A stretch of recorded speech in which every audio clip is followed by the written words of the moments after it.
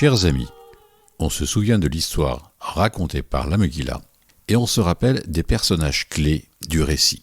La reine Vashti, qui refuse de se présenter devant le roi et est répudiée pour servir d'exemple et disparaît rapidement du récit. Le roi Assuérus, bon vivant, pas méchant mais plus intéressé par la bonne chair et la bonne chair que par le bien-être de ses sujets.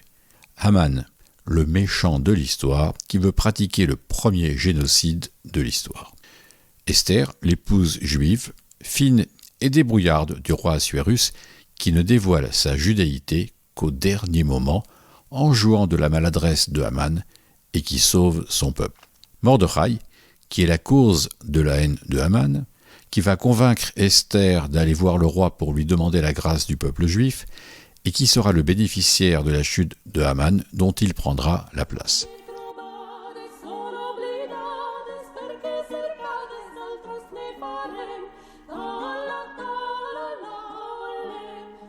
Comment tout ça a commencé ? La Megillah nous raconte la promotion de Haman au poste de grand vizir et l'ordre donné à tous par le roi de se prosterner devant Haman. Mais Mordechai refuse de se prosterner. A priori, ce refus paraît étonnant car c'est un ordre du roi. Il n'est pas interdit à un juif de se prosterner devant un dignitaire et nous savons que la loi du pays est la loi, Dina de Malchuta Dina.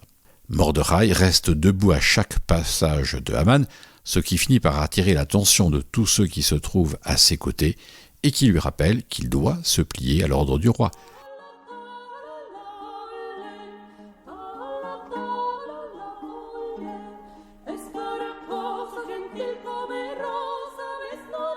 Pour toute justification, Mordechai dit qu'il est juif. Donc, tous savent que Mordechai le juif ne se prosterne pas devant Haman.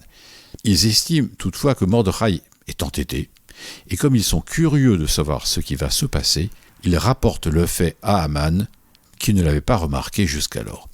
On a le sentiment que Mordechai se conduit de manière provocante, et qu'il a pris un risque considérable de sorte qu'il serait responsable de ce qui va se passer.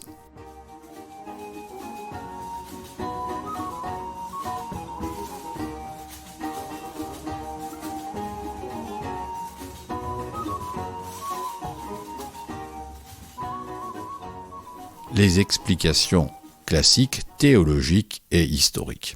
Les commentateurs classiques ont donc cherché à disculper Mordechai en lui trouvant une bonne raison pour avoir refusé de se prosterner. Selon certains commentateurs, Haman aurait porté sur lui une idole, et le fait de se prosterner devant lui aurait constitué pour Mordechai une forme d'idolâtrie. Mais à aucun moment la Megillah ne parle d'idolâtrie, et pourquoi Mordechai aurait-il été particulièrement sensible à ce point, alors qu'il envoie sa nièce épouser un non-juif, et on peut supposer qu'après avoir été nommé au poste de Haman, Mordechai a dû se prosterner plus d'une fois devant le roi.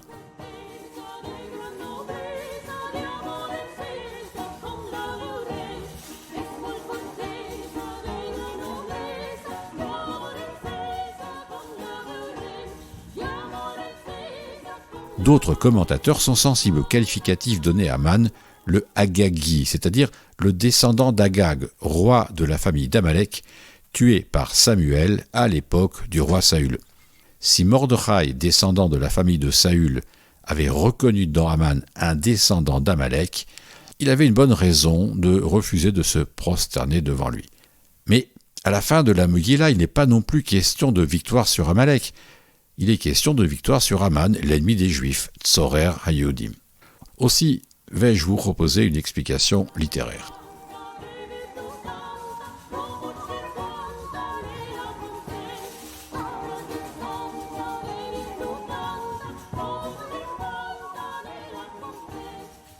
La Megillah raconte une histoire, mais elle n'est pas un livre d'histoire.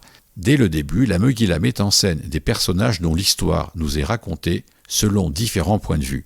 La Megillah nous transporte dans l'intimité de ces personnages et nous fait comprendre que l'affrontement entre Haman et Mordechai constitue le motif central de la Megillah. Ainsi, en l'espace de 10 versets, chapitre 3, versets 1 à 10, la Megillah nous montre la même action vue selon le point de vue de 4 acteurs différents. Mordechai, le juif qui se trouve à la porte du palais, provoque Aman en refusant de se prosterner devant lui, sans qu'il ait de motif particulier. Les serviteurs présents à la porte du palais sont choqués par ce comportement et finissent par informer Aman pour voir ce qui va se passer. Aman, qui se sent humilié, va chercher à se venger de Mordechai. Il va alors proposer au roi Assuérus de se débarrasser de ce peuple réfractaire et inutile. Assuérus lui donne son accord sans plus y prêter attention. Le décor est planté et le lecteur de la Megillah comprend qu'un duel qui se terminera par un affrontement mortel va alors commencer.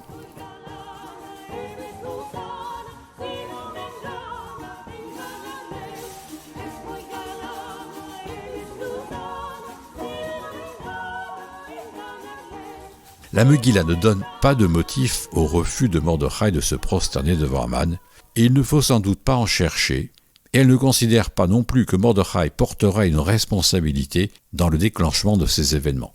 Parce que derrière la lutte qui se déroule sur l'avant-scène du théâtre humain, un autre combat se déroule dans les coulisses cette fois, et c'est Dieu qui tire les ficelles. C'est ce combat-là qui est déterminant, et c'est lui qui conduira au sauvetage des Juifs.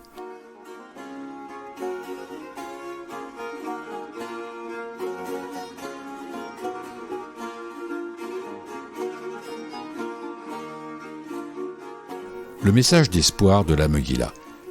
La Megillah nous délivre un message d'espoir, même lorsque la situation paraît désespérée.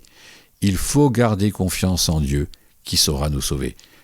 Ce message a pu parler à des générations et des générations de Juifs qui ont vécu sous l'oppression de nations hostiles, qui ont subi les pires massacres et qui sont malgré tout restés Juifs.